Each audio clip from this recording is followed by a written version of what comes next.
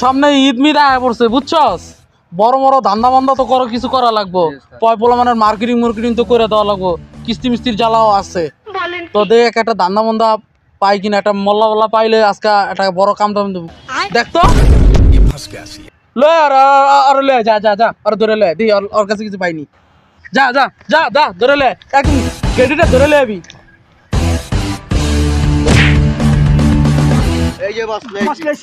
এই তুই আমার চিনস আমি কেটা?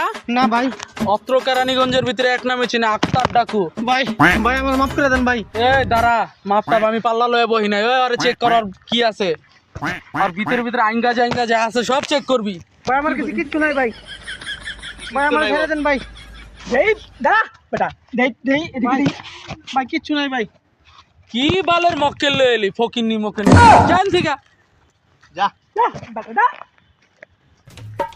এই দাঁড়া, ওরে যে লয়ে এলি ওর লগে তো কিছু পাই নাই, ও তো মানুষের কাছে গিয়া কইবো যে কেরানীগঞ্জের ভিতরে নাম করা আক্তার ডাকু আমার কোনো ভালো হালাই ধরে নেই। যা ওর ডাইকাই না, ওর একটা চুল ফালাই দে।